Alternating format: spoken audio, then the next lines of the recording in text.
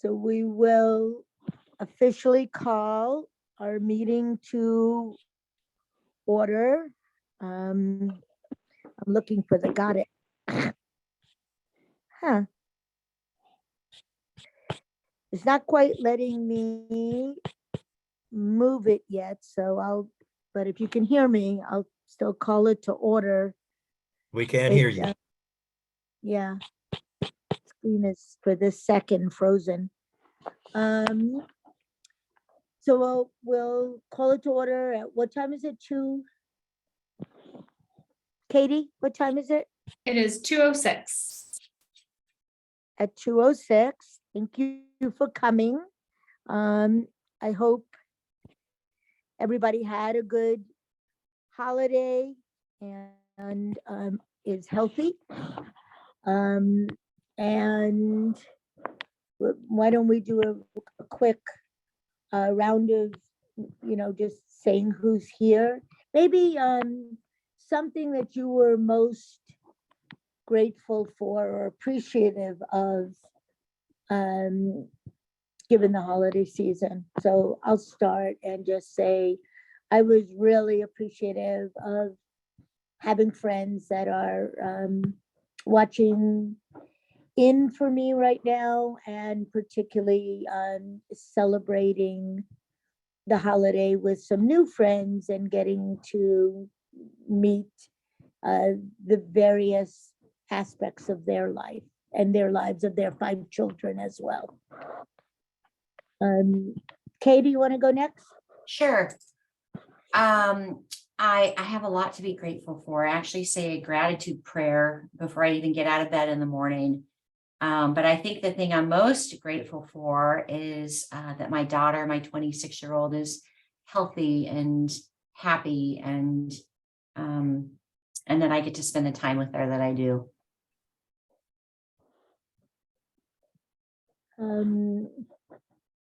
Carolyn, do you want to go?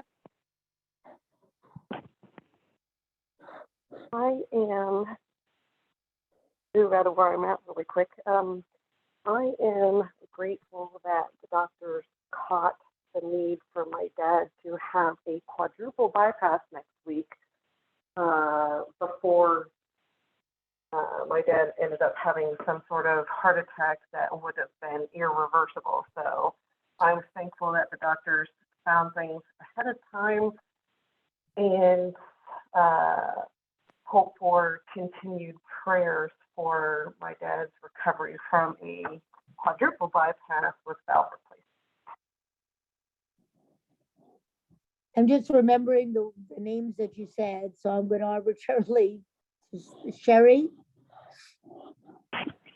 I'm grateful for my husband. In January, he became very ill, and thank goodness for oxygen and just the medical equipment that God saved his life.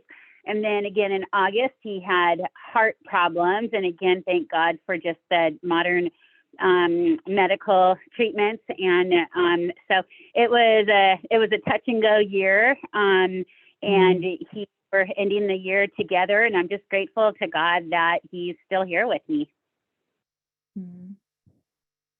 I think Jeanette, is Jeanette here? I'm here. Hi, Jeanette. Hi. Sort of piggybacking on other sentiments, I am grateful for my boys both being in California now, so that we get to see each other more often. My younger son lived in Huntsville, Alabama for 7 years. So it was 2 plane rides and weather in Dallas. So I'm glad to have them both here and close. Are there other Candy? You have Candy. Oh, Candy. Hi, Candy. Hi, everyone. Okay, you know what we're doing. You got it. Yeah. I was gonna say I'm grateful for all of you. I was just saying that I was describing recently to a friend about I was like, this is my favorite group to meet with in this past year. And was sad that I couldn't meet with you when I was going through recovery. And just last week, I was just in the hospital last week again. So I'm grateful for that, but mostly because I'm grateful I'm here and present and that I get to be here with all of you. That's what I'm really grateful for. And Katie and Todd, You're muted, Todd. Yep. Candy took mine because I'm grateful for this committee to highlight different opportunities for the county. You all help me get things done in the county, so I'm really grateful for that. And I'm also grateful for support. I call them support mechanisms for people who are able to help when I need to call on them. So it's great to have people who you can depend upon. So God's blessings. and Miss Katie. Along with Jeanette, I'm very grateful that my mom moved out here to California. She was previously out in Florida. So it was really nice to have her close by for the holidays and all the preparation for big life changes coming up next year. For those who don't know, I'm having a baby. Oh, So my mom. congratulations. Thank you. Very excited. Still got a few months. I'll be going out in April, but very grateful for a happy and easy pregnancy so far. Oh, that's great. Did I miss anybody? No, you got everyone. Okay. Oh, I think Jessica's joining. I think I recognize the phone number. Jessica, Hello. hi.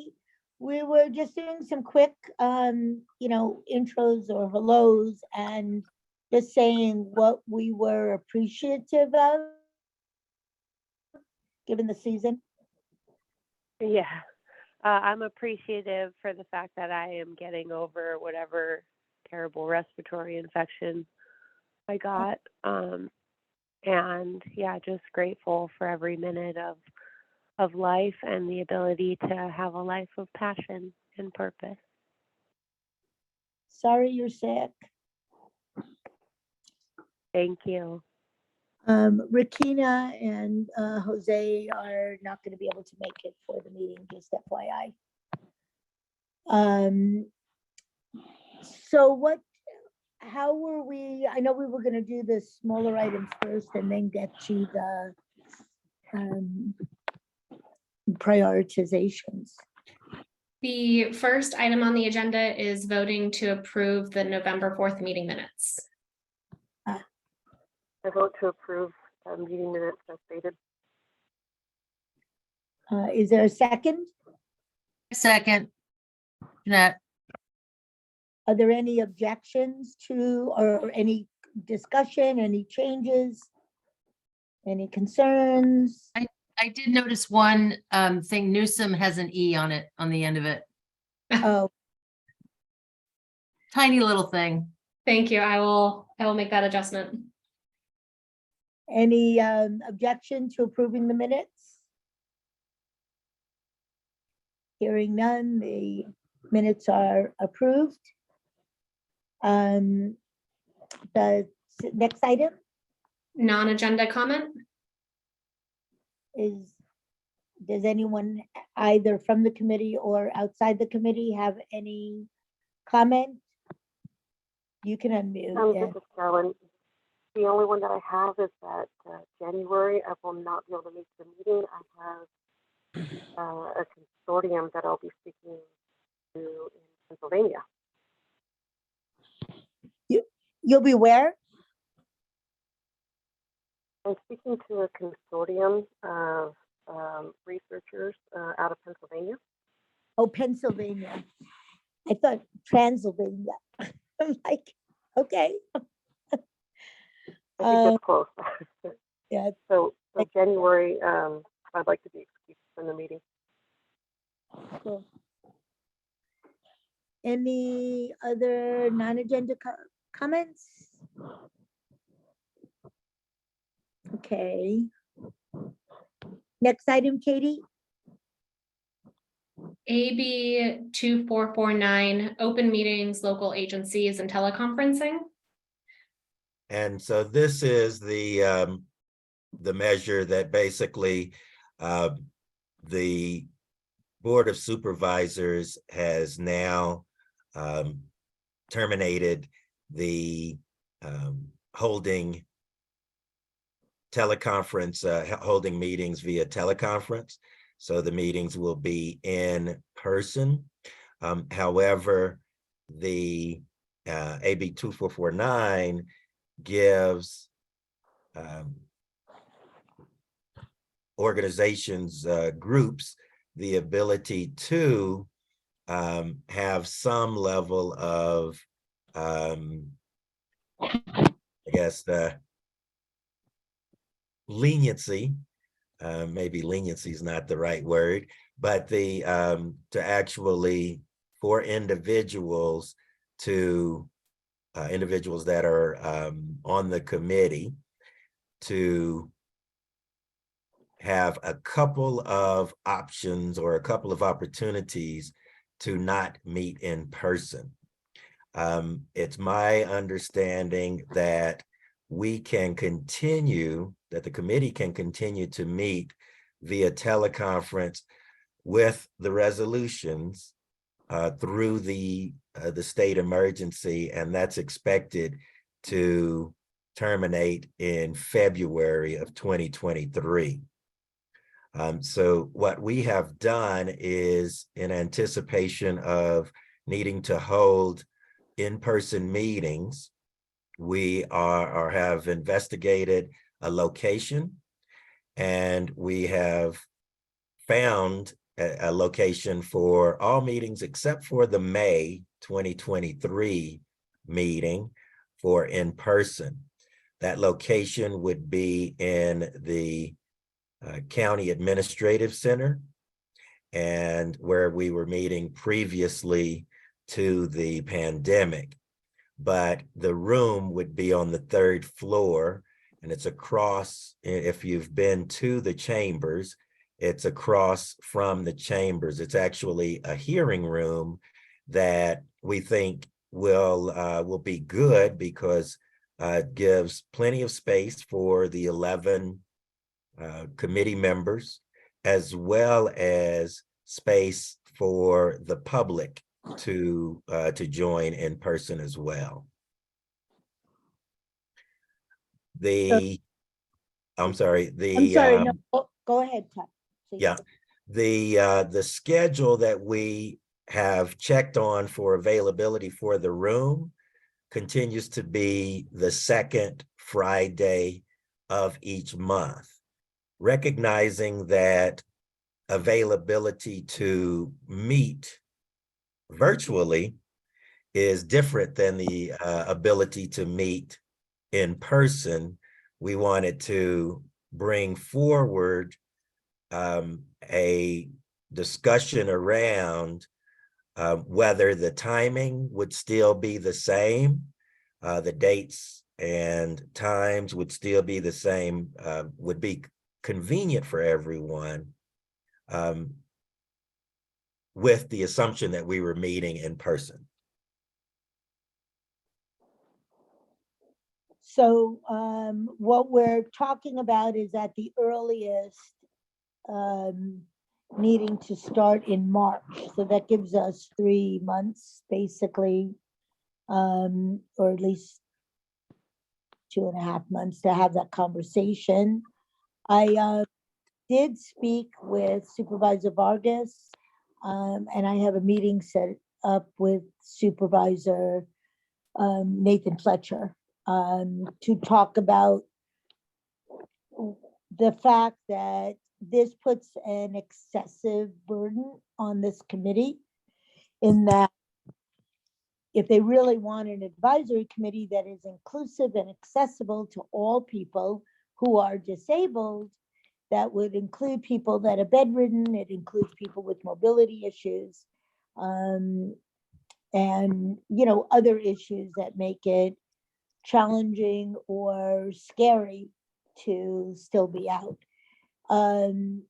Supervisor Vargas said she's not so sure that February will actually be the date, for the state. And on my part, I'm going to talk to several of our state legislators just to see what their thoughts are around it, because she was saying that the state legislature can change this. So I don't know where that's going to be right now. I haven't pursued it heavily, and I don't know if there's other people that would like to also try to see what can be done. I think that there is, political will to look at making some exceptions, but I don't know what that entails. I don't know if that entails actually changing the Brown Act or making some exemptions, but that's something that I am willing to pursue to try to find out. But I appreciate that Todd was proactive in looking for options. And definitely the discussion, it is something we should think about and maybe put on the agenda for January or February to see when, what does that look like in each of our schedules in terms of being able to meet. Is the second Friday, if we are going to have to do it in person, would that work? What was I haven't been on the committee since, only since it's been on Zoom. What was the schedule prior to us moving to Zoom? Was it a Friday also, or was it a different day? I'm trying to remember. Yeah, so It's been a while. I We did started it. during the pandemic. We did it on a Friday afternoon at the County Administrative Center, but that only lasted a couple months. Todd, I have a question for you. Are they saying in person with a hybrid option, or are they saying 100% in-person attendance? The grid that Katie sent out, it goes into some of the details, but the effort and part of this is, if anyone has had the opportunity to dial into some of the Board of Supervisors meetings lately, the community is not happy with supervisors not being in the room, as well as them not keeping their camera on, et cetera. So there is a bit of a concern about, and it's not really for this committee necessarily, but there's a concern about transparency. And of course, that's the spirit of the Brown Act. right, but Kay's question is specifically, is it 100% in person, or would there still be a hybrid? That was her question. Well, it would be in person, 100% in person. So the grid speaks to if a member, that there are a couple, each member would have a couple of occurrences that they could not participate in person. Okay, so Michelle, they just don't know. And this group of people, they just don't know. So what we need to do is we need to show up to a Board of Supervisor meeting. And we need to go into public record and just say, before you officiate this, please consider exempting individuals with disabilities. Yeah, I'm game for that. I think so. Were you able to get the specifications of AB 2449K, and did everybody else on the committee get the specifications? Did you have a chance to look at it? So here's the thing. I feel so bad. I've completely dropped the ball on my 2 assignments, and No I don't know what I was thinking, because as you probably can guess, for nonprofits, November and December are nightmares for us. But I will Uh, tell you, December 26th, everything will come to a screaming halt, and my work life will go back to normal. Not So a if you can, problem. It's not a problem, Kate. okay, So, thank you. so I mean, we are volunteers and we are all doing our best. And I'm fine with the composition of our committee and where our strengths are.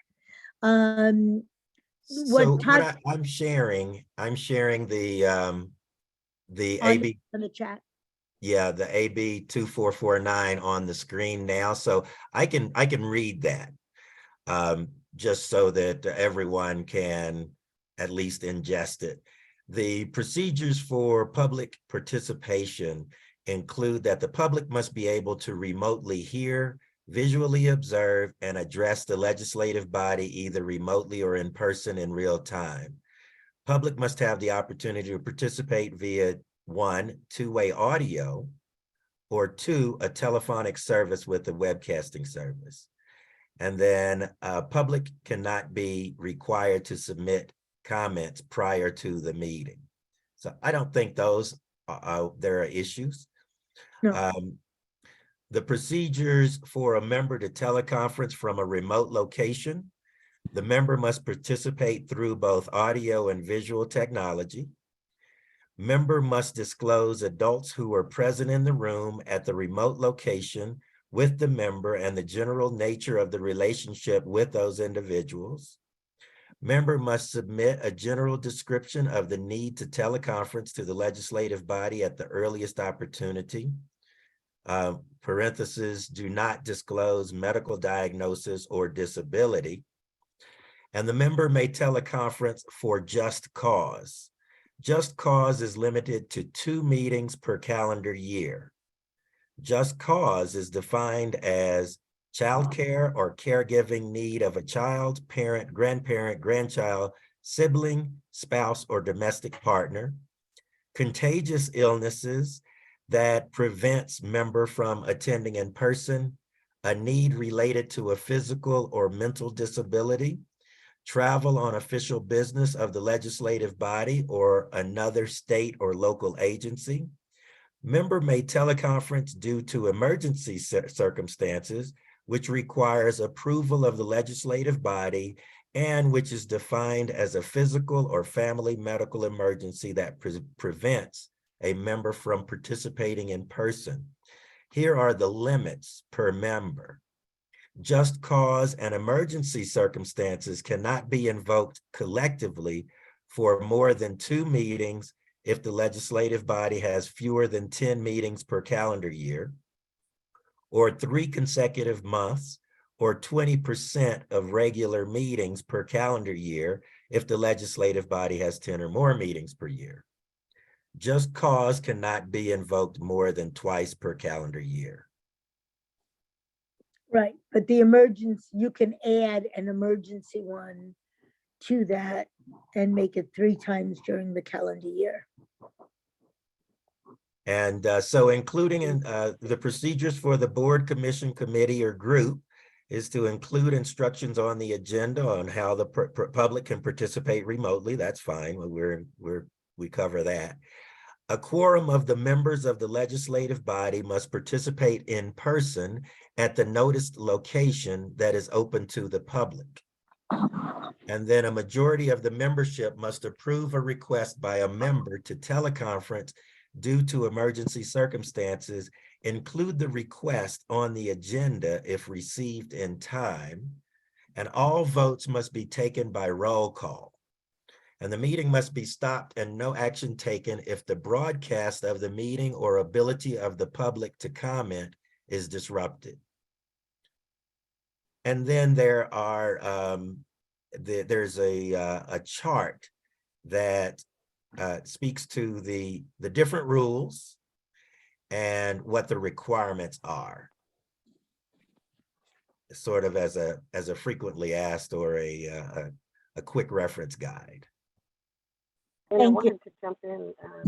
I want to jump in and just say that Who is The speaking? drawback is, just, so the drawback is one of their statutes that require any virtual attendance on the record, but it also, if I read it correctly, it says that if our body doesn't accept attendance under 2449, then the member can participate as a general member of the public, but can't vote.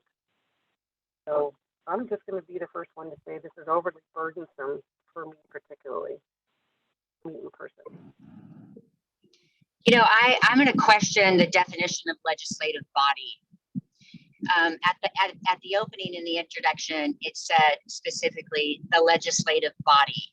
So what I'd like, and I don't know how we do it, Todd, I would like an opinion from the city attorney or the county attorney defining legislative body. Because our ordinance is very clear that we are not to set policy.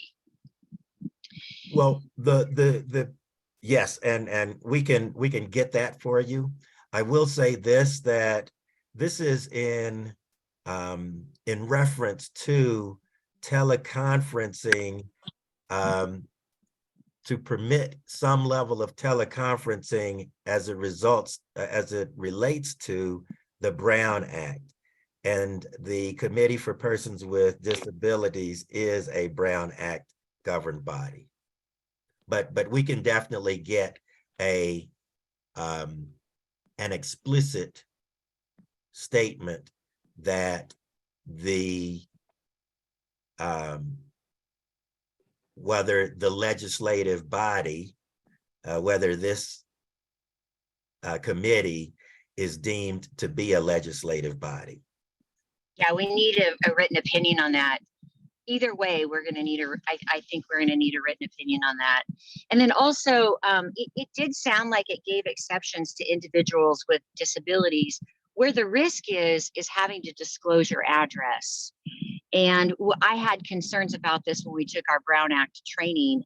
I do not think that it is safe for Michelle to have to disclose her address if she's calling in or Zooming for the meetings.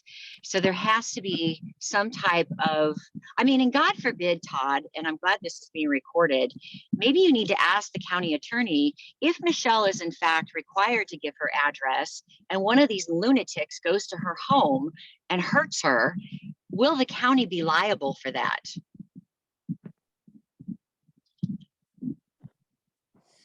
That's another question I think we need to look into. Would we Yeah, be allowed to? I'm sorry. Go ahead, Jessica.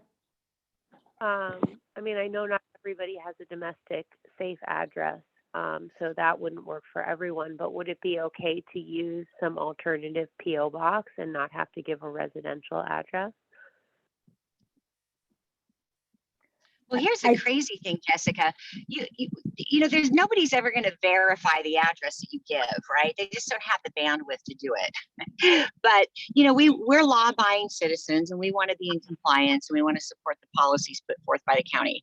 So we just need some clarification as to at what risk is Michelle required to give her location, because it is in fact a risk.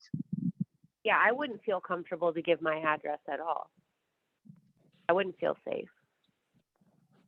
Now, so maybe what we do, we've had these discussions, and the statements have been that where the county is not asking you to provide your home address. The Brown Act states that if you are dialing in from a location, that location be appropriately noticed. And now, so whether you are dialing in from your home or dialing in from a library or some meeting room that is convenient for you, those are options. But so you can just say, I'm calling in from my home, from my residence. you would need to notice the location of where you are dialing in from. So they probably did this because if an elected official was calling in from Hawaii, they wanted some level of transparency. So I hate to do this to the county attorney, but maybe the county attorney needs to send a letter to the Legislative Council Bureau and get a definition of what location is. Because it's I can't interpret that, and honestly, Todd, I don't think we need to get something in writing that defines location, and that has to come from the state, because this is a state mandate, and then we need to get something from the county that defines legislative body. Yeah, and there's also the fact that you could be calling in from a car or walking or on the street. So It passed this law, though, but that would not be an appropriate location for going forward once teleconference meetings are no longer permitted under the Brown Act. I think that's arguable, because again, if somebody is calling in from outside of the meeting, even if it was within those 2 excusable times or 3 times, they could be out in the street just as easily, getting medicine or whatever. So there's nothing in the Brown Act that I've ever heard that you actually have to be in a closed door setting. But what I am in agreement with Kay is that we should get an opinion. I do not see us as a legislative body at all. We're an advisory board. And honestly, Michelle, I'm not comfortable even making a decision on this until I get some written opinion from both entities. So I think I do appreciate that. I think we need to look at worst case scenario, that we are forced to come back in person. I mean, I think that that's valuable that we start looking at it. So I don't think there's anything wrong with thinking about, does that time span still work? It's something that the majority of people want to keep on a Friday afternoon, et cetera, et cetera. I think that part of it, I'm okay with to have it on the agenda, but I absolutely agree that we should get a written opinion from the county council, and honestly, maybe even bringing it to the Board of Supervisors and letting them, and I'm all for going, Kay, and presenting this, openly, as well as making the individual calls. I think all of us should be calling and speaking with our supervisors about the unfair burden that AB 2449 actually places specifically on this committee. And I'm sure there are other committees as well, but just if we focus it on ours for the moment, the others can catch up. I do think we need to be more vocal about why this is an issue, because I agree, I don't think that they get it, that what this looks like for what they want. They want a full, inclusive, accessible advisory committee. And in our case, there's other things that need to be taken into consideration.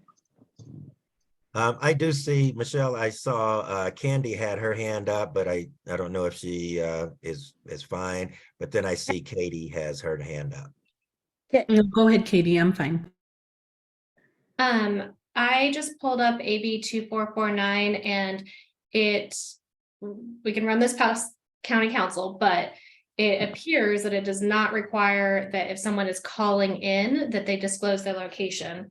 It reads, this bill would revise and recast those teleconferencing provisions and until January of 2026 would authorize a local agency to use teleconferencing without complying with the teleconferencing requirements, that each teleconference location be identified in the notice and agenda, and that each teleconference location be accessible to the public if at least a quorum of the members of the legislative body participates in person from a single physical location clearly identified on the agenda that is open to the public and situated with the local agency's jurisdiction. Yay, Katie. So it does require a quorum, which would be at this time 5 members have to meet in person, and then the person or two who are calling in would not need to identify their remote location. That is very helpful. But we also need to find out if we're considered a legislative body, because if we're not, then we don't have to pay attention to any of this. Right? I agree. You have to pay attention to the Brown Act.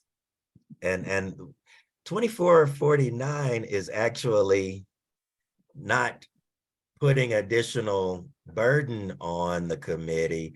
It's actually giving more flexibility to the committee. So Todd, my assumption is that this new piece of legislation, and of course we know it has to pass both houses and has to be signed by the governor, but that the Brown Act would preempt this, okay? That this then would become the new, instead of amending the Brown Act, it sounds like they're putting forth additional legislation that would erase some of these requirements within the Brown Act. Is that what this is? I think 82449 was already signed by the governor. Am I wrong? That's correct. It's already signed. Oh, well, that makes it a lot easier then. So this already went through last legislative season. And I wasn't familiar with it, but it did already go through. So I agree with you. It is amending the Brown Act, but there's another aspect of the Brown Act, again, unless someone sees it different, that says that the Brown Act only applies to legislative bodies, period. And we are not a legislative body.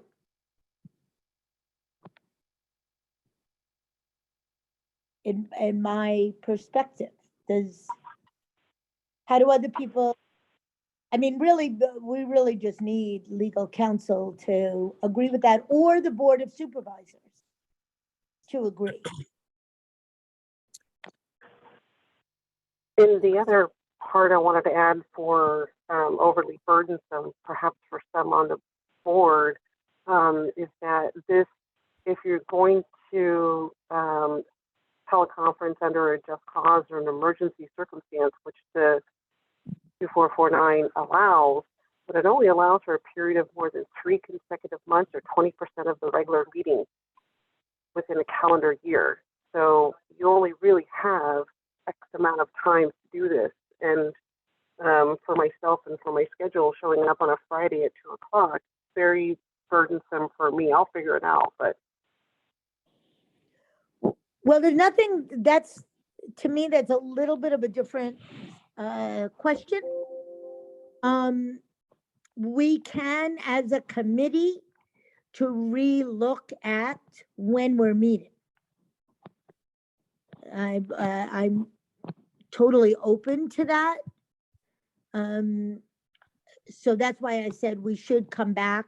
Maybe we can send out some kind of a doodle or something of that nature to get an idea of where people are. Like if people do want to meet in the evening, I know some of us will hate that, but I'll manage with that.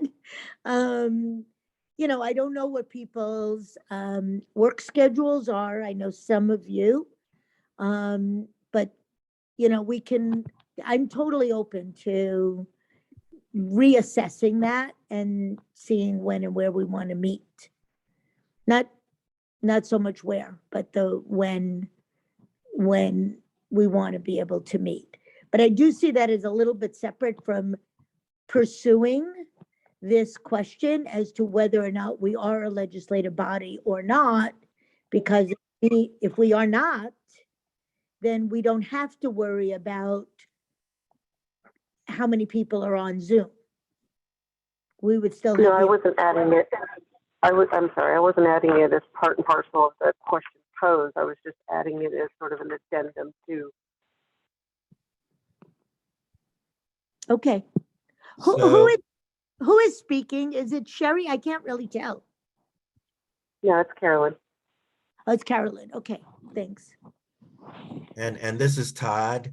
So the policy for community advisory groups is policy A74. And I'll pull that up.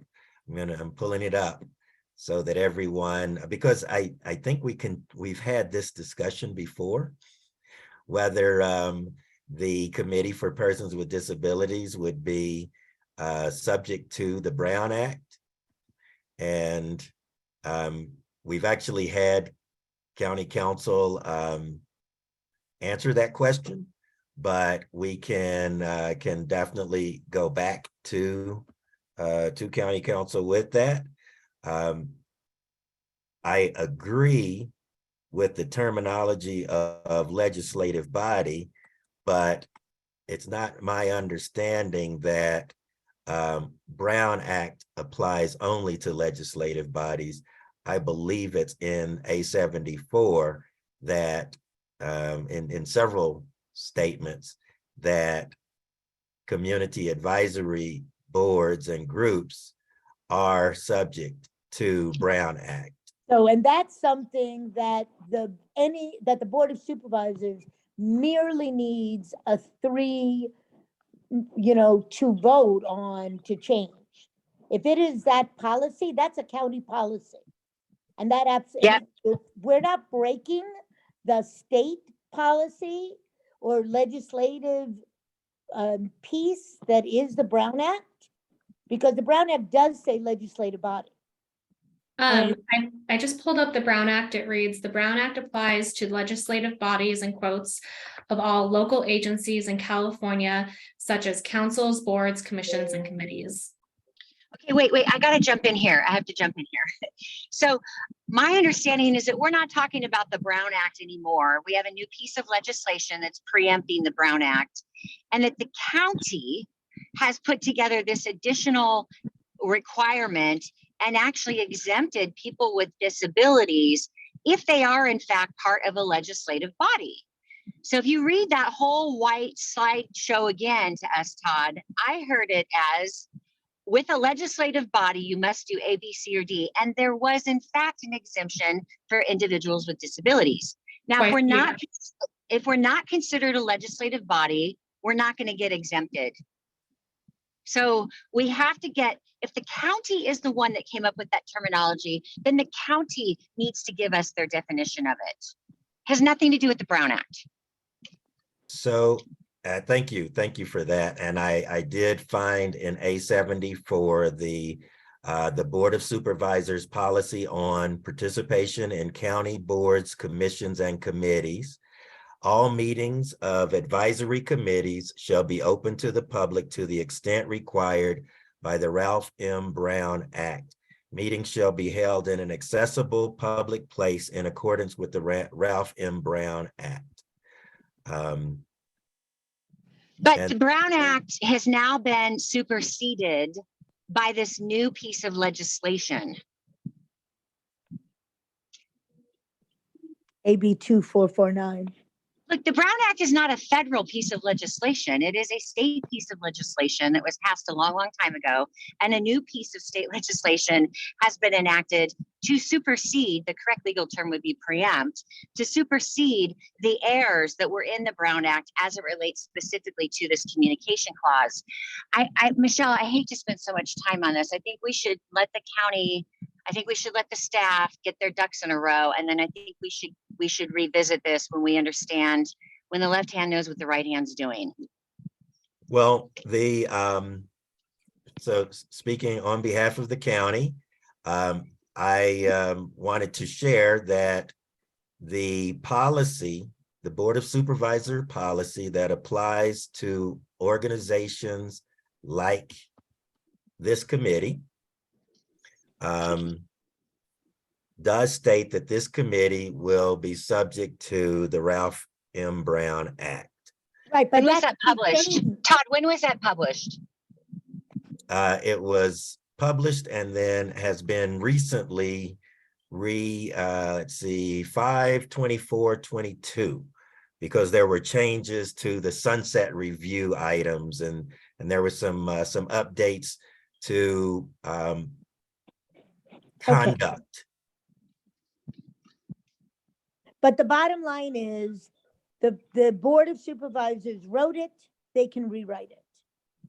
And I think that's where we're going with this, is to have that conversation with the board and to have them consider exempting us or changing that. I think that a lot of organizations have rethought their policies given COVID. So there's nothing that precludes us as a committee from asking for that reevaluation.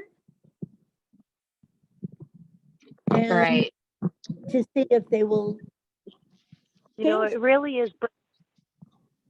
This is Jessica. It's also bringing up just a larger issue in general that I just went through with renewing both my in-home support services and my food aid money, which is the county is going back to pre-COVID. And I find it really interesting and challenging that, you know, when we were considering, you know, community illness, we were willing to make all of these changes to make access easier for people that were experiencing illness. And now that we're going back to pre-COVID times, we haven't adapted to understand that we still need to provide access for people with illness. It might not be needed for the entire community, but it is needed for a large portion of the community that struggle with disabilities and illness. And I think it's really disappointing that we're not moving forward with new practices and policies that are, you know, some type of reflection of what we learned through COVID, if that makes any sense. Like, we shouldn't be going back to pre-COVID times. We should be making policies and practices where we understand that there's an access issue for people with illness, and that doesn't end when COVID ends. I think this is a really important issue, and so I'm wondering where to go from here. One thing that is occurring to me is actually to invite the supervisors 2 at a time to come talk to us so that we can actually talk about what effect this is having.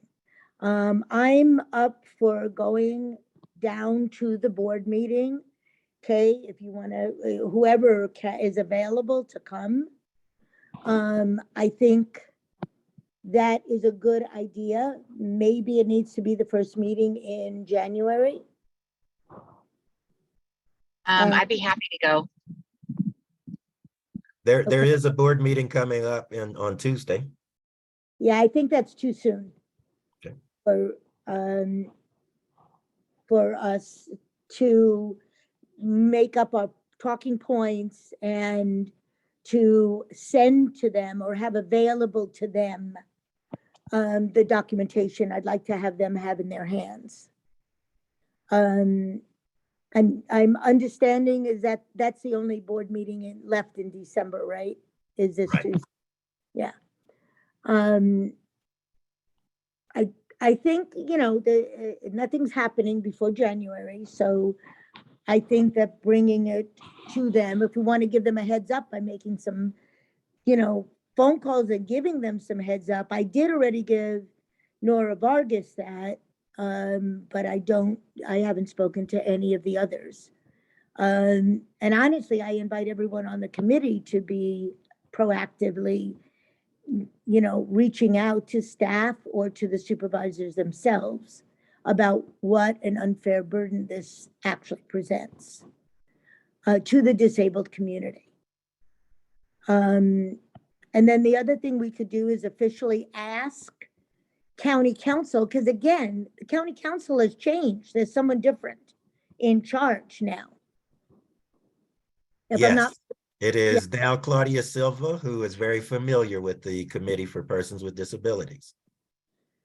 so it might also be, you know, maybe she's also someone that I can reach out to and at least have this conversation.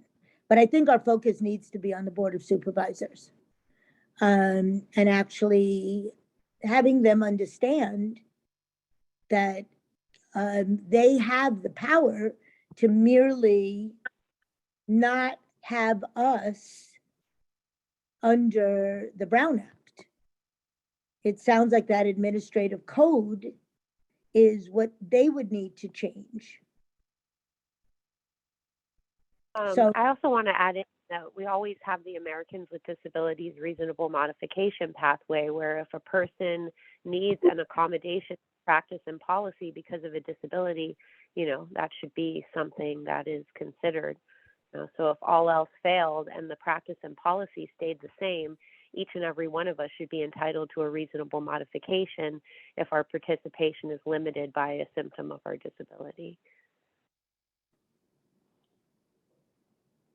that's an excellent point. Is there more? I'm going to go into a doctor's appointment, so I'll be on mute while I'm in the waiting room, but I'm still on the call. I just want everybody to know. Thank you, Kay. Do other people have any other thoughts related to this moving forward, like how we can constructively move forward with this? Sherry, Jeanette? Seems like right now we need more information. And one piece we haven't talked about is the financial burden. So this meeting used to occur every 3 months, and we moved it to once a month. And it used to be at another location, and now it's moved to the south. And so there's gas and expenses that go along with it as well. And we Very have, good. yes, and we have the ability to move the meeting to the County Operations Center as well, if that's an opportunity as well. Yeah, but I don't think that was what the point was. The point was it's costing money that it would not cost if we're keeping it on Zoom. There's less time involved. The county does not work for me at all because it does not allow the public transportation close enough. I've done that before. Now, where the old county building was, or the register of voters was, that was a different story. But where it is now is not accessible, not for someone on public transportation. That was why it moved, just so you know, did a whole study on it. And that is why it got moved down to the CAB building, the county administration building. Anyway, I don't know who said down south, but it's not down south. If it was down south, I'd be happy to have it in Chula Vista. Anyway. We're just as a time check, we're at 3 o'clock. Okay. So I think we're Jessica, was there someone else? Candy? Jeanette? Okay. I think where we're going with this is to start to have those conversations with the supervisors and, you know, Todd, I think I'll have the conversations first with the supervisors and they can ask for a council opinion on it. The next, what is the next item on our agenda? And I will let people know when I'm gonna have those meetings. It might even be something that we can put on our site, but I'm gonna try to schedule meetings with the supervisors. And I will let our committee know for sure. And anyone is welcome to join it, because I'm gonna try to do it on Zoom. But if I can't, then I'll do it in person. The next item, thank you, Michelle, for that. The next item is AB 2343, Board of State and Community Corrections to draft and vote on a letter to send to the Board of Supervisors. And I know that Kay is in an area where she needs to be on mute, Right. but I know that she was speaking to the fact that she hasn't been able to complete that. Yeah. yet. Okay. So let's just move that to January. Okay. And then next up is the plan for 2023 committee elections. Okay. Oh, for the elections. So given that we split them last time, my proposal is that we plan to do that in March. My understanding is, we can take nominations the month before, but we can also, people can, I don't think there was anything that said that they had to nominate beforehand. I don't remember. No, there isn't a requirement of advance nomination. Okay, so what are people's thought on this? March was when we did the second election for vice chair, so it makes sense to me to put them together. And maybe people, can nominate or self-nominate in February, and then we have the election in March. Or what are people's thoughts related to this? Just to clarify, the chair election was in January, and then due to, I think, availability, the vice chair was conducted in March, as you mentioned, Michelle. Which is why we thought we'd put them together.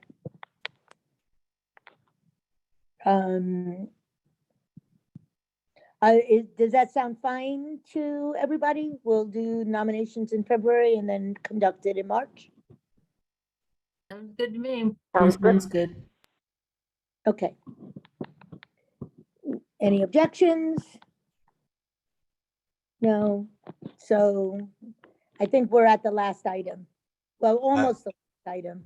Yeah, the next item is 2023 committee objectives. And I wanted to just set as a baseline before we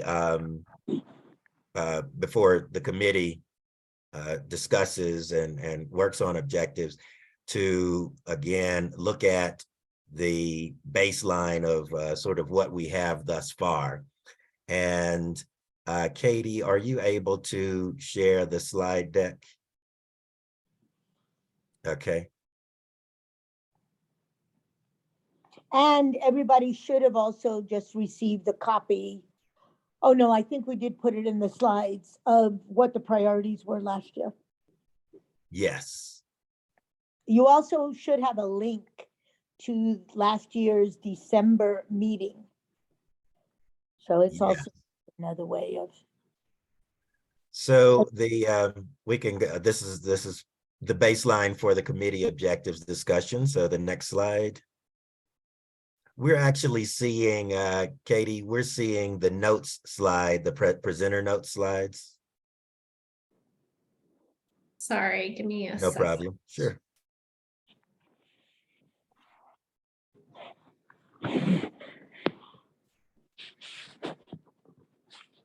Is that better? Yes, very good. So then this is a highlight of what's in the ordinance that gives rise to the Committee for Persons with Disabilities. And I shortened it so that we just basically look at the main items. There's the actual ordinance is more detailed, but you'll see that these are the stated responsibilities that are available for the counties, for the committee to take up. And so I want to offer that as baseline. One, to study and evaluate county policies, and as it relates to people with disabilities, and to ensure that that accessibility for people with disabilities. To study focus areas of concern, and then those areas, we'll talk about those, but to also conduct workshops with county staff as well as the public, to participate in public hearings as it relates to people with disabilities, or concerns or items with people with disabilities, to prepare and disseminate information regarding concerns and issues affecting people with disabilities, formulating programs or legislation, and then providing liaison and assistance to county or citizen groups. So that would be other groups that that might have some type of interest or activities as it relates to people with disabilities. Initiating application for grants, and then of course serving as the county's advisory committee. And next slide. Now these are, so that is the ordinance that has been in place for several years and has been amended over the years. And then these are the October 2022 board recommendations: to evaluate disability support staffing model, to include accessibility awareness in community engagement activities, to conduct for the departments to conduct deep dive of their policies and procedures to ensure accessibility for people with disabilities, to enhance employee training, promoting this organization, the Committee for Persons with Disabilities, both internally with the county, with county departments, as well as with the public, and then periodically reporting on accessibility enhancements. Now, these board recommendations aren't necessarily for the Committee for People with Disabilities to execute on. This is for staff to execute on, but we want to work with the Committee for Persons with Disabilities. Next slide. These are the focus areas that were discussed in the December 2021 meeting recording. Now, some of these were, I guess, there wasn't a vote for which ones, but these were all discussed in that meeting. So to have, for 211, to have a higher quality of information as a clearinghouse, and then around disabled veteran services, as well as public safety, to include sheriff, public defender, district attorney, probation, as well as Citizens Law Enforcement Review Board, registrar of voters, to look at special education, accessible housing. And then there were discussions around the intersectionality of race, class, gender with disabilities. And then mobile crisis response team activities, as well as providing guidance for presenters to this body, as well as, and I'll say it, as well as to other bodies. And then, as Michelle mentioned, there is a link to that meeting recording for everyone's benefit to sort of refresh your memory and your thoughts. And then the next slide. So this is a focus area grid, if you will. It might be an eye chart, but in essence, what I wanted to do was to show the intersections, if you will, of what is in the charter, what's in the ordinance, specifically in the ordinance, as well as what was discussed in the 2022 focus discussions, as well as what was uncovered as opportunities in the community survey. So here we'll see that client support systems is referenced in each of those three items. And when we talk about client support systems, it would be activities that really more of systems where people are using, the public is using systems of these departments. And so there were, here you'll see Registrar of Voters had two occurrences, if you will, and they were discussed in our 2022 focus, as well as the community survey that the Office of Ethics and Compliance conducted. Additionally, health is a topic that's in the charter as well as in the community survey. And some of those under that would be emergency medical services, as well as mobile crisis response team. And then education occurs in the charter as well as the 2022 focus. Another topic that occurred in each of the charter, the 2022 focus, and the community survey is housing. And let's see, there are a couple of other areas. The public safety, that occurred in the 2022 focus and the survey, as well as emergency medical services, which was in under health in the 2022 focus and the community survey. So I wanted to share this just to give some background, some context for what the committee may consider as you're looking for 2023 objectives.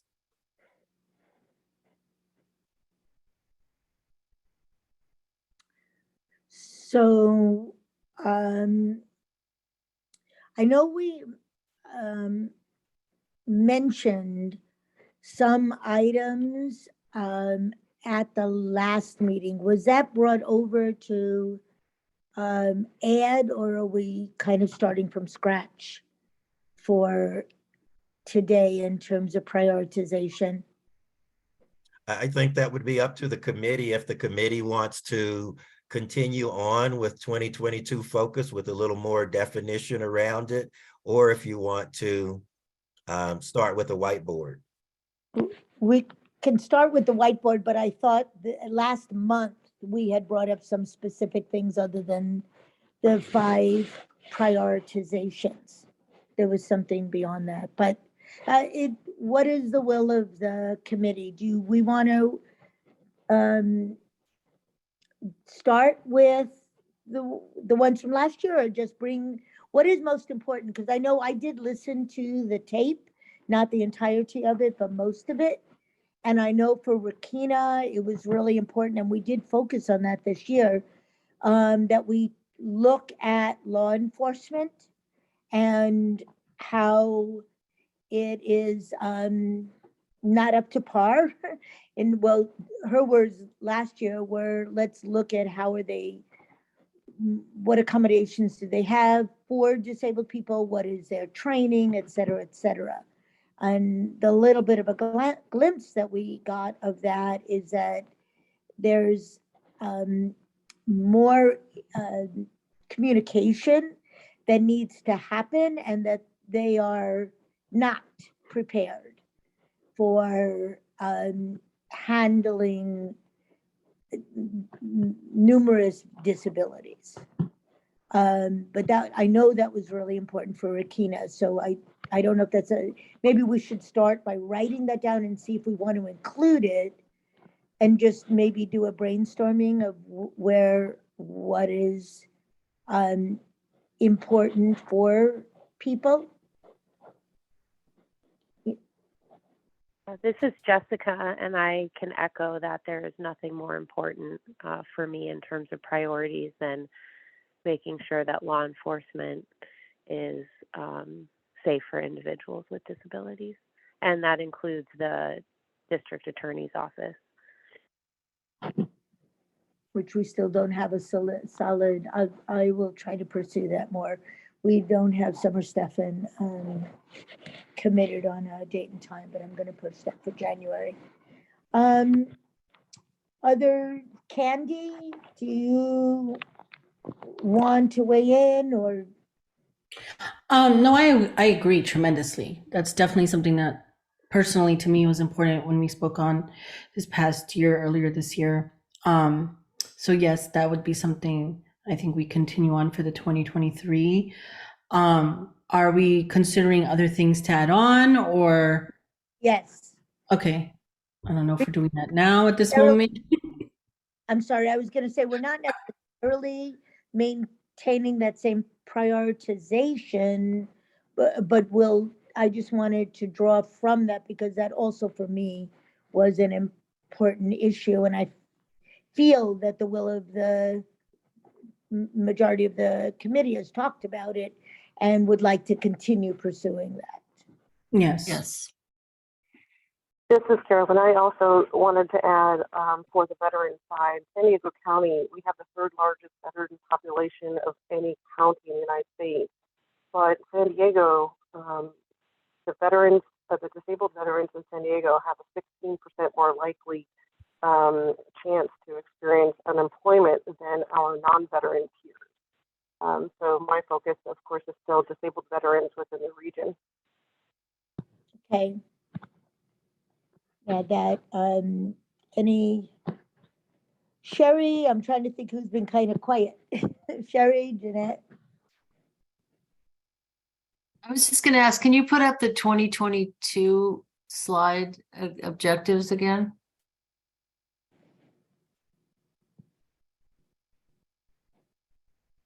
Thank you. I remember it was education. Do you have it in front of you? I remember it was education and, Yes, we've got Yes, it. it's showing It's up now.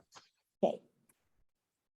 211 Information Clearinghouse, Disabled Veteran Services, Public Safety, Registrar of Voters, Special Education, Accessible Housing, Intersectionality of Race, Class, Gender, Mobile Crisis Response Team, and Guidance for Presenters.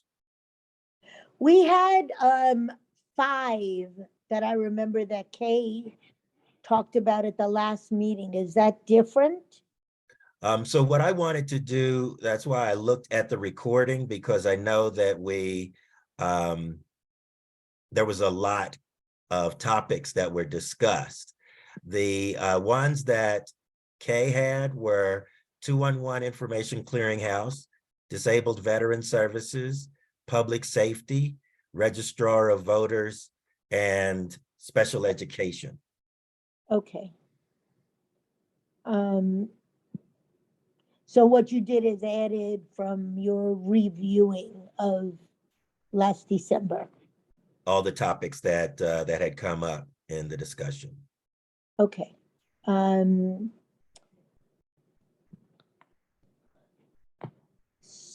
This is So, Jessica again.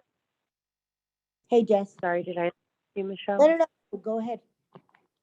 You know, I would also like for us to really put our heads together and try to look at how we can be more effective in achieving our goals. I just feel like we have such limited time, and you know, I would like to see us strategize on how to be more effective with the limited amount of time we have.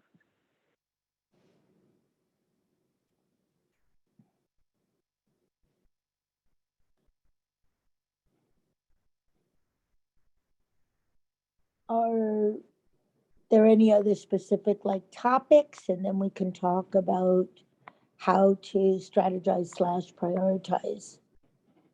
Feels what- like this is a pretty detailed or pretty uh thoughtful laundry list of things that it seems to me there's still a lot of opportunities of things to work on, particularly around public safety and disabled veterans, that maybe fleshing some of these out more instead of adding to it. Mhm. I just didn't want to close the door on, Yeah. because a lot of times from year to year, the world changes. And therefore, our priorities can, maneuver to make Michelle, up. Candy has her hand up. Hey, Candy, you could just, we're small enough, Candy, please just unmute, with a consciousness, which I know you have, of who else. I just don't want to interrupt, so I just want to remember that I'm asking. I don't want to add more, but I do think, Jessica, you named something so important in terms of COVID-19, and that's been sitting with me since I've been sitting here. And I think that, and I don't know what data is out there right now and here in San Diego in terms of the impacts of COVID-19 on people with disabilities and where we're at now. And as it continues, because COVID-19 hasn't ended, and there's newer research that has come out, everything from what reinfections can cause, as well as even newer research that are showing newer things all the time. And I feel that our group here can play a big role in really advocating for what's needed in this world, because I think what you bring up is so important. And I feel like we could play a big role in bringing up these issues and elevating issues that other people and other committees and other groups may have brought up, and that we can bring forth and push for as well. And I'm not sure what that necessarily looks like just yet, but I think a discussion around what that could possibly be would be something that I think is worth kind of unpacking a little bit. I would like to have us also keep in mind the overlap of how people of color, particularly in the disabled community, in the aging community, are and people that what is the political term, communities of concern, people that have less money, Yes.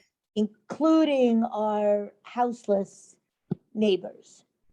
But that intersectionality I think we should always have prominent, as that awareness that whatever we're discussing, that I think that also needs to be unpacked, to use Candy's term, that needs to be high on our list of paying attention to, because that's where our biggest vulnerability is the intersectional places of all of these communities and what's happening in the world, i.e. COVID, climate change, all of that. But specifically when we are looking at law enforcement, or we are looking at access with 211, or, like a tiny thing is when I brought up, it's great that the county and the cities were creating cooling centers for people that don't have air conditioning or the ability to keep cool, but they didn't pay any attention to people that didn't have a way to get to them, the transportation issue. So anyway, I just want to keep that in our minds. when we're also discussing all of these issues. Michelle, one of the things that, I mean, I know we're looking at focus areas now, but Katie, could you move back to the slide of the ordinance? Because one of the things that, thank you, one of the things that I was wondering is where, I think to Jessica's desire, is what activities would this committee see itself resourced to do?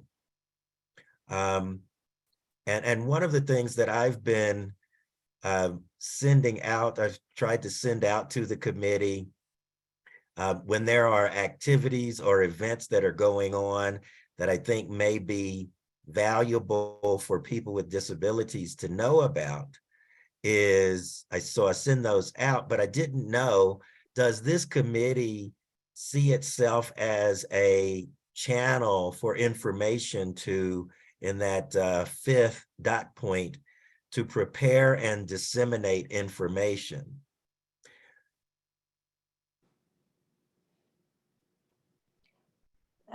I mean, I'll speak for myself that is something that I do in my everyday life with the myriad of meetings and organizations that I am involved with, is I do try to create that intersectionality between what is going on and you know, affects us.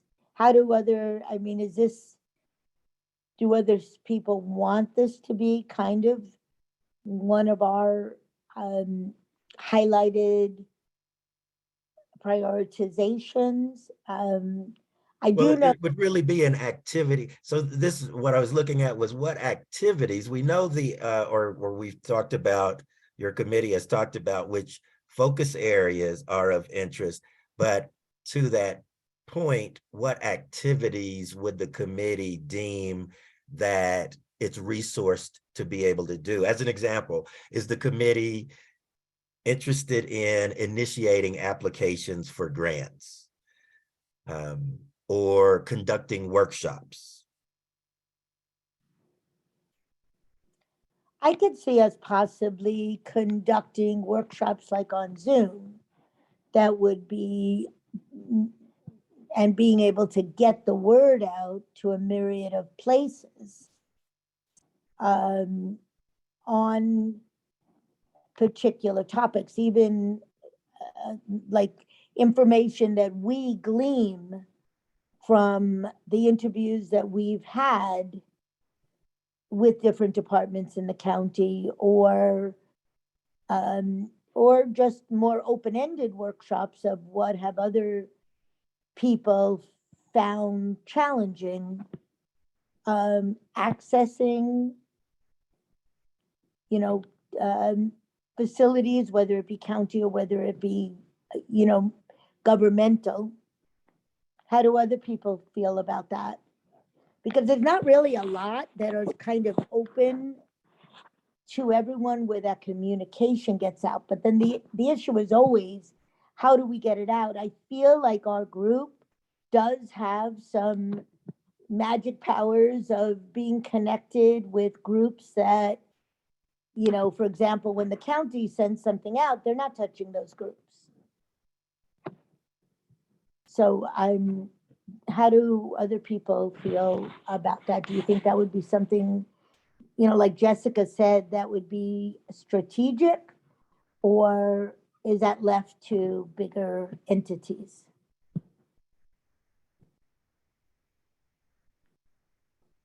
I can't speak for everyone. This is Jessica, but I just feel like we have so little time. Like, I felt like even if we just committed to public safety and equal access in the justice system, I feel like we wouldn't have enough time in a year.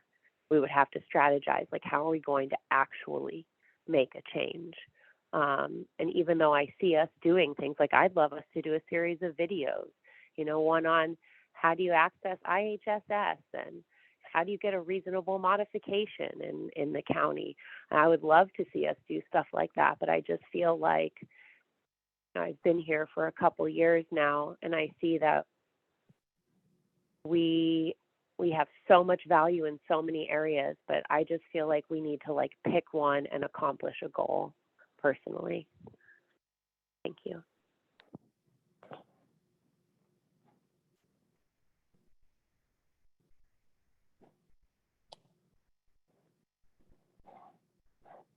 Are there other thoughts on that? I do feel like maybe there's, I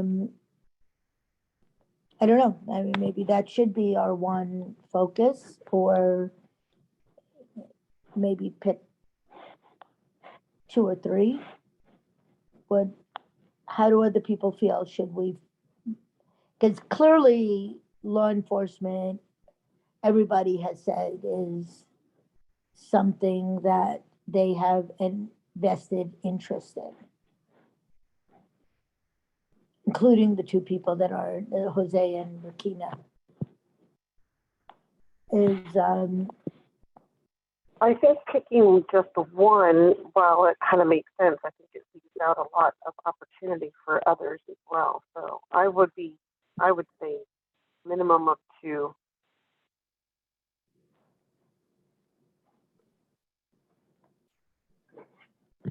do other people have thoughts about this?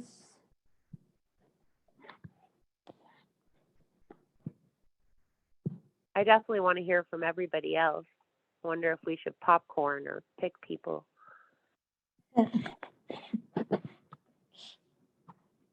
Like, I should put people on the spot. Yeah, I mean, I really want to hear from everyone. I know Kay Oh. is at in the doctor's office, so that Right. would be why she's quiet. Kay could text me or text Katie. You know, if you want to, maybe we should, if each of us, you know, I mean, if each of us had a priority and kind of see where it goes from that, or to look at 2 priorities, I mean, just to not dilute our energy, because you had a whole list, Todd, probably about 10 items. Yes, certainly. And understandably, the ordinance and this body of work has huge opportunity. So we recognize that, and we've got different resources that are working on different things. As I was on a meeting with our community engagement team yesterday, and we were talking about how do we increase the accessibility from a language standpoint, as well as from a channel of communication, ASL, American Sign Language, captioning, videos, etc. So there are, fortunately, and so I do want this committee to recognize that you have been an active proponent for at least the attention that people with disabilities is getting between, and truthfully, I think a lot of this, what we're seeing, is because of this committee and the fact that we had requested the Board of Supervisors to appoint people into these vacant positions that had been vacant for months. And so I think that in itself gave more visibility.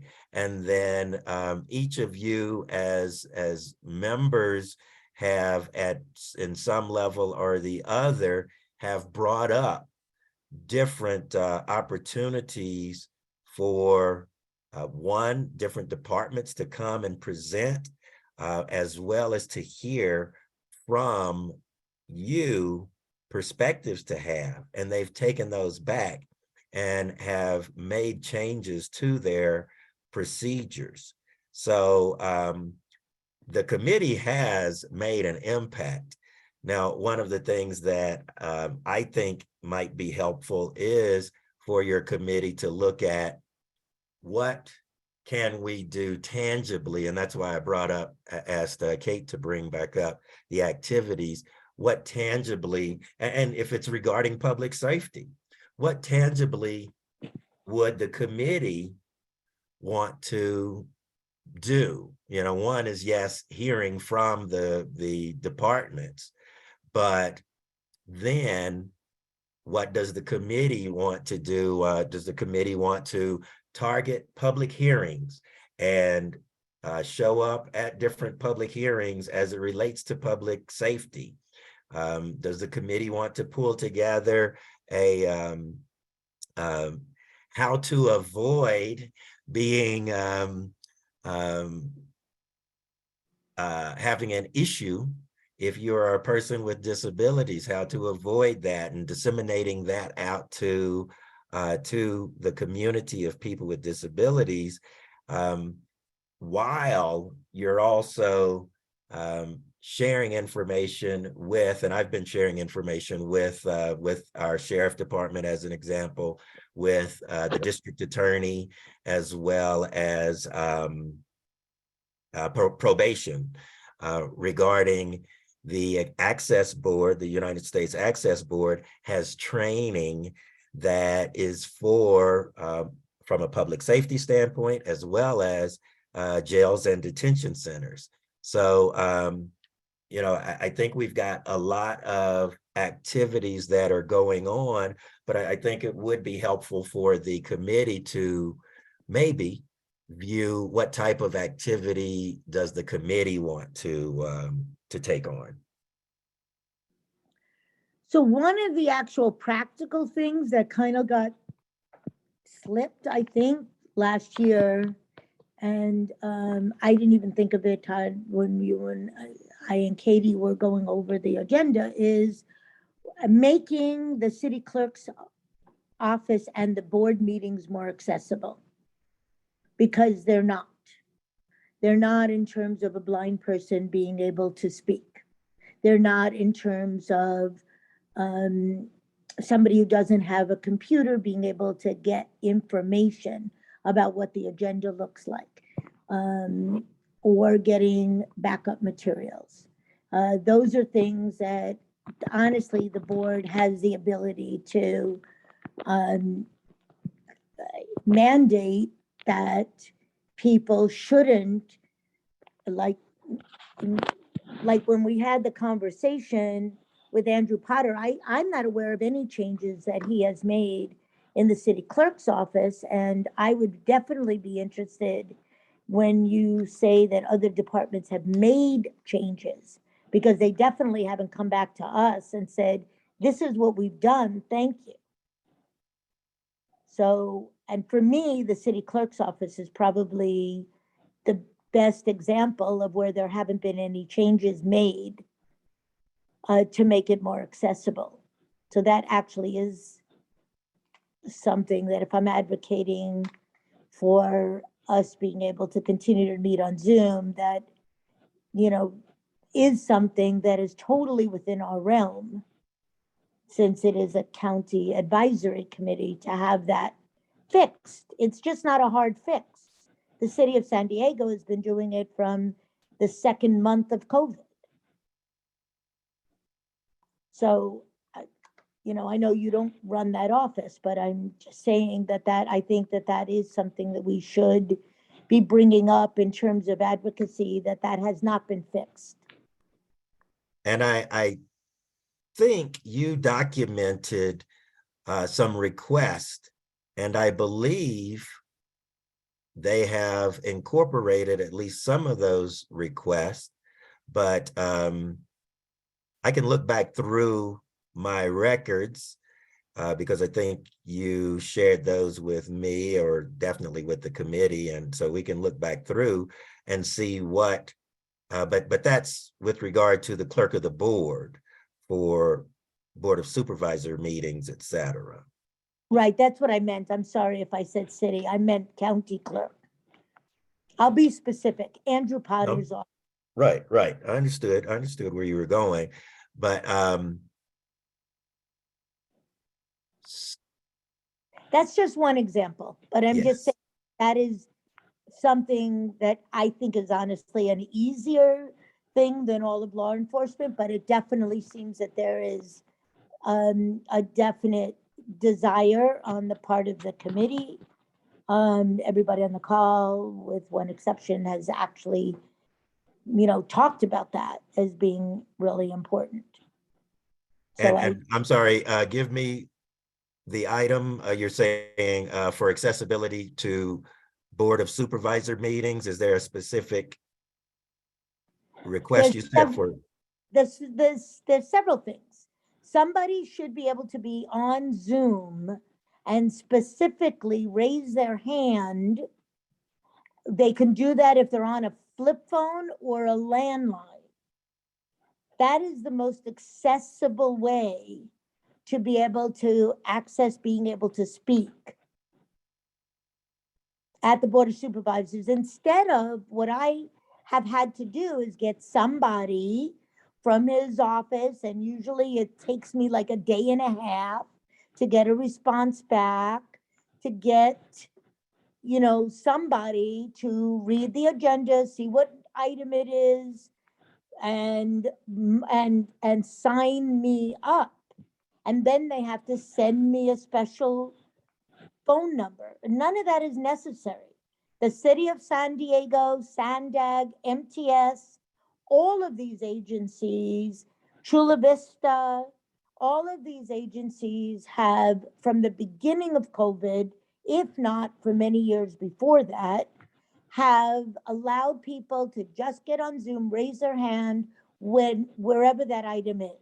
Okay, now I remember what your request was, and they did respond back to that. But so your request is still the same to because they have not changed that procedure. Okay, now that's fine, but without I didn't want to derail this conversation on the objectives 2022 2023 objectives. I'm sorry. Agreed. I just thought that that's like an example of something. Maybe there's like some specific easy things, because none of those organizations or departments have come back to us and said, this is what we've done to be different. This is Okay. what we're taking it in. And that would be valuable for us to know what changes they've made, if any. Because at this point, I'm not aware of any office having Okay. made changes. I have that list, and I'll be able to share a list of enhancements, accessibility enhancements that were put into place. We didn't really start tracking that until or requesting it until January, this past January. So it will the annual report will be provided to the Board of Supervisors, but that listing is of enhancements that have been put into place as of the end of the fiscal year, which would have been June 30th. But we're continuing to track that, so you'll be able to see that listing. Okay, but that did not come from this committee. It was not because the department came to this committee and we said, these are issues, and they made a change. It's There are some of those that are in there, yes, but I'll be able to share that. all right. Well, I'm just saying. I would find it Go satisfying. ahead. Go ahead. Oh, sorry. This is Jessica. I would find it very satisfying to know that we made recommendations and then to hear back how those recommendations were implemented. Yeah, and that's something, honestly, that should be an ongoing thing, that we should get that report immediately when they tell it to us. Because I'm not aware of, when you say we, the committee track it. The as it, to my knowledge, we haven't had anybody come back to us and say, this is done. Am I missing something? Have they come back to this committee to say, this is what we did? Well, we did have a couple of, there were a couple of quote unquote repeat presenters, but I'll be able to provide you with the list. All right, I guess it would be helpful if the departments themselves actually created that relationship where they came back and reported and said, this is what we've done. Because that Now, would be well, helpful. that is a possibility for if you want to have that in the meetings. I know that we're trying to focus the committee's attention on certain topics, but the committee can determine what you'd like, how you'd like your meetings to be conducted. Yeah, as this meeting's gone on, this is Jessica. I'm hearing a potential way that we could be effective with the area that one of the areas we've prioritized, which is public safety and the justice system, the district attorney's office, with an action oriented community action education type item. I know that the district attorney's office does, they do the elder and dependent adult blueprint that is used for law enforcement and actually do the trainings on that. I was invited to take part in the next revision, but I would really like to see our committee as a whole be taking part in the next revision. And I could see us working directly with the district attorney's office on the elder and dependent adult legislation and corresponding penal codes, and doing a joint training that is specific to persons with disabilities. So that could be a way that we could kind of kill two birds with one stone, if that sounds interesting to anybody.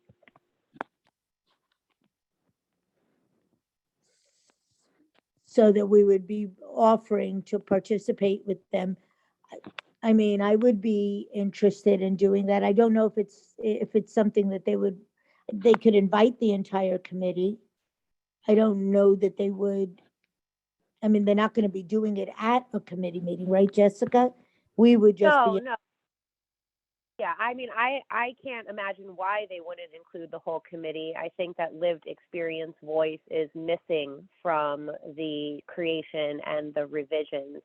I mean, one of my biggest grievances was that the elder independent adult blueprint really didn't include a person like me, and I am a dependent adult by law, but the justice system tends to not see me that way because, you know, to the best of my understanding, because of my having an invisible disability, potentially because I'm younger. But, you know, I would like to see someone with an invisible disability with a bully service dog. On one of the pictures, they have the front page of the elder independent adult blueprint. And actually, I'll send this out to everybody. I'll send this blueprint out to everybody, to all of the committee members, so you can see what I'm talking about. But they have like 8 squares on the front page.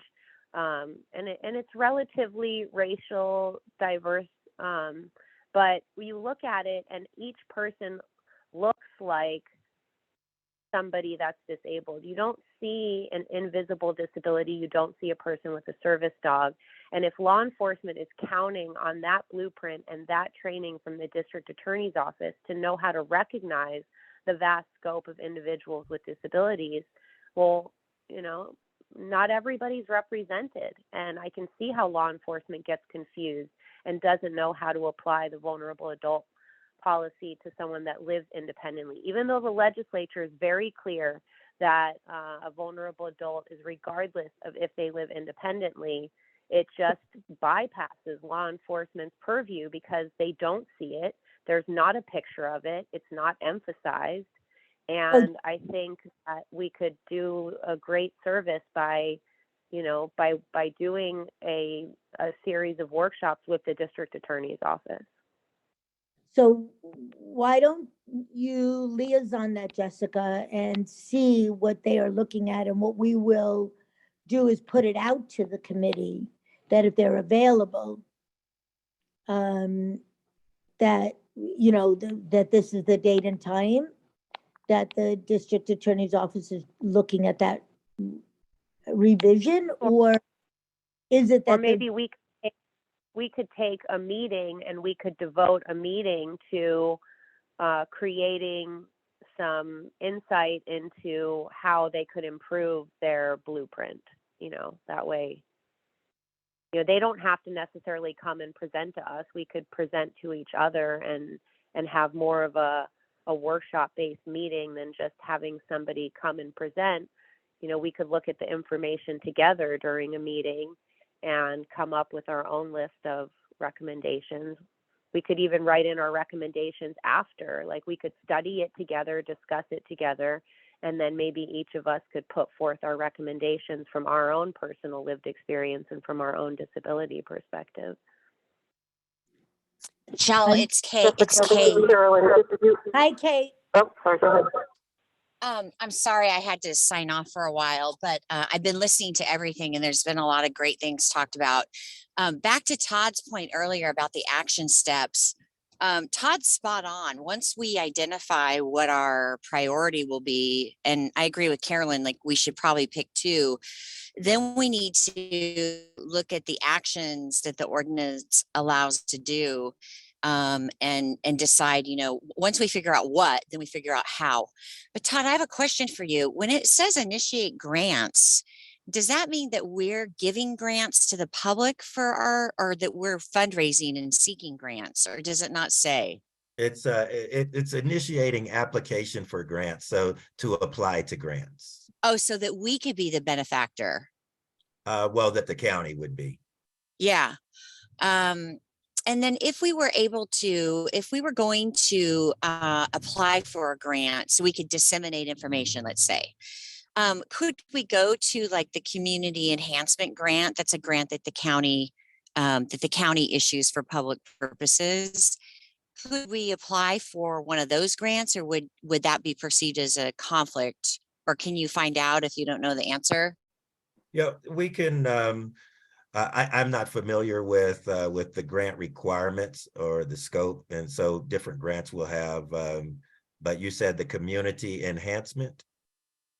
Yeah, it's called community enhancement. Okay. Yeah, there's two grants. And it's I was just going to say there's two sets of grants that each supervisor has the ability to give. One is $3 million for each supervisor. The other is $1 million. One has to do with hardcore items like laptops or computers for a nonprofit that needs that. That's probably not what we would apply for. And you need a 501c3 or a fiscal sponsor to be able to apply for those grants. It's a CD. Sorry, Kate, go ahead.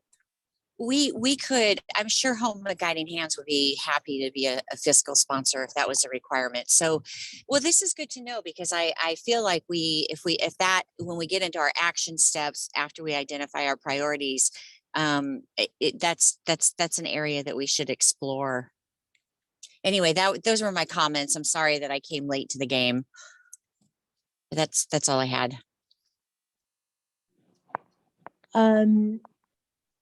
So I don't know if we want to look at two items. I mean, for me, it would probably be public safety and the access issues, which is not just public safety, but it's in general within the county, within the clerk's office, within how people are perceived. Well, that would be could be part of public safety, but just, how we can help access more generally in the county or through municipalities. But I don't know if we want to take a list or do that feels like that's something that might be better done on a doodle or on an email to get people where their priorities are, because we also have two people that are missing. I'm not hearing other people like picking other priorities other than Carolyn's talking about veterans. It's been law enforcement from everyone else.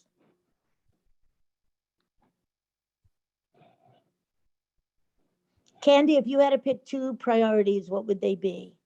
Same with Jeanette. I mean, I'll ask people directly. Oh, always so hard. I'm one of those people that are like, oh, let's do it all. Yeah, definitely. You know, I was bringing up earlier about law enforcement with everyone here too. I'm on the same page with everybody. You know, that would definitely be one of them. I think the second one I'd have to really think about a little bit more. Okay, Jeanette? Jeanette had to leave, actually. Okay. Jessica, do you have two, or Sherry?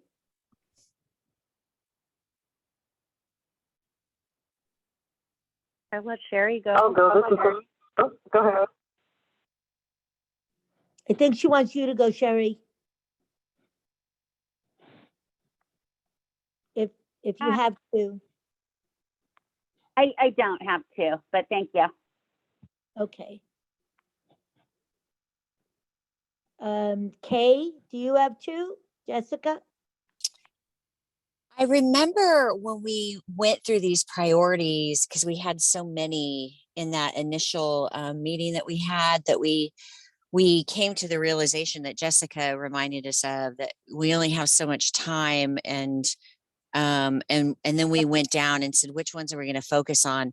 And I remember we talked about duplication at some point, and it was this, we picked law enforcement because we felt like special education in the school and all the different school districts would be too much for us at the time. And then I remember talking about veterans, and that there was like another veterans committee that could be or should be addressing these issues. Whether they are or not, I don't know. But so that's kind of how we dwindled it down to the ones that we had. I'm going to stick with our original one of, and then it was the county, accessibility. But I still think that we need to finish our work with law enforcement, and once we get done with our research, we get into our action steps, and that's, conducting workshops and disseminating information.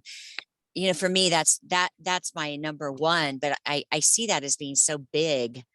Realistically, if we tackled that just in one calendar year, I think we could make, like Jessica said, we could make some real progress. But if I had to pick a second one, it would be accessibility within the county at their own facilities. Mm-hmm.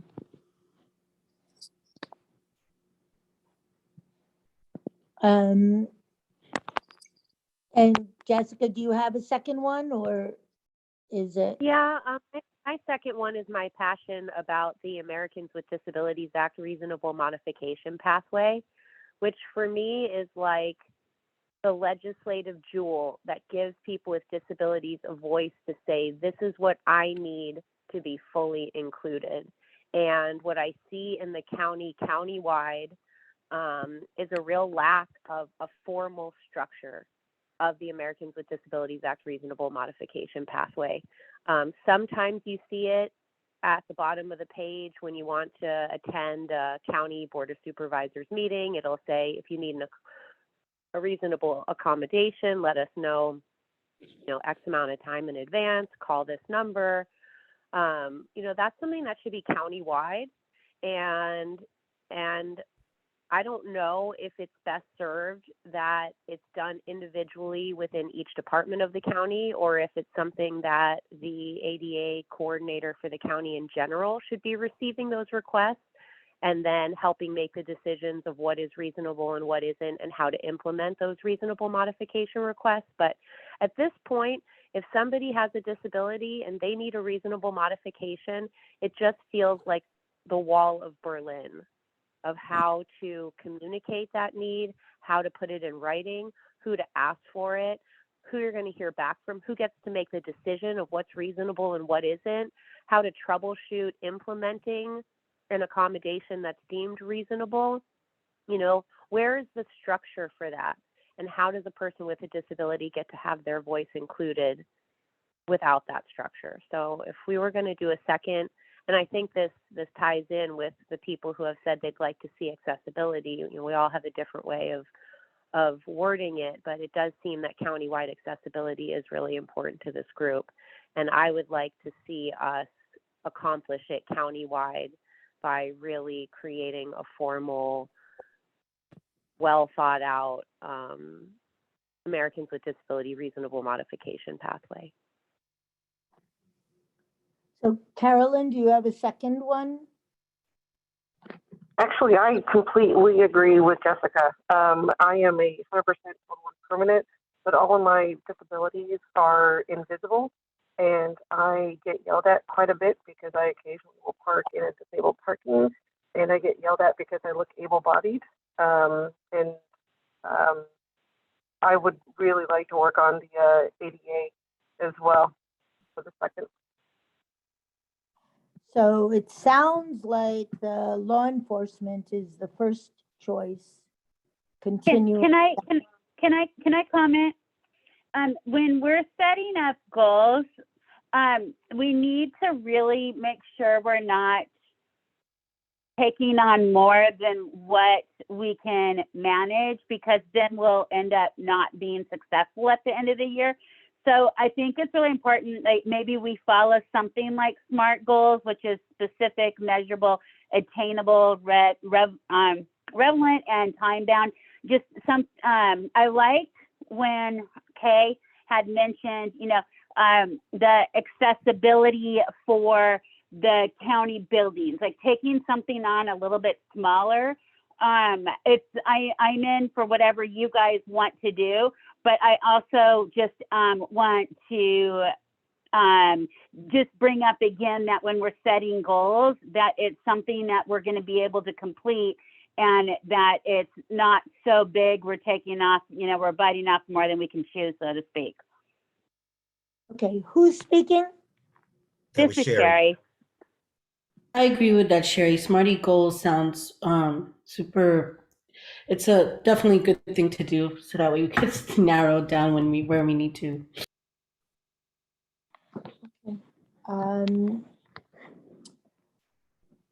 So, as Kay said, we were looking at the priority areas, and then we can, make specific goals. I don't, can I get a time check? We're at 4:02. I'm sorry. Yes, 4:02. Okay. So we're at time. I think it sounds like we've come up with our 2 areas. And then maybe we can do the specific, unless people think that's really quick. Because I know we have one more tiny item that we have to get through, which is doing the meeting, authorizing the meeting by Zoom for next month. Is there any objection to tabling, figuring out exactly what we want to be able to do within the safe, public safety and the accessibility, county accessibility? If we table that to January, and in the meantime, I think we might have a better idea specifically on the law enforcement as to when we can get Summer Stephan to speak, et cetera, by the January meeting, if not at the January meeting, to be able to take this on. Is there any objection to tabling that part till January? Okay, so we'll do the actual practical part of it in January. I'll also, the 2 people that are missing, Rakina and Jose, I'll connect with them by phone. And then the last item, is it the last item, I think, is It is the reelection? resolution. Yes, resolution authorizing continuance of teleconference public meetings. Do I hear a motion for that? I I move have for a approval. motion.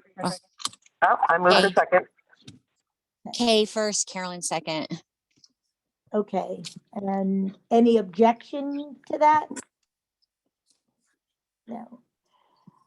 Thank you for the participation and the attendance. Please take care of yourselves and your loved ones. The upcoming second holiday season. And I hope to see everybody happy, safe, and healthy at our January meeting. Thank you, Michelle. Have a good weekend, everybody. Great meeting. you. Thank you. Bye, everyone. Thanks, everyone. Thank you.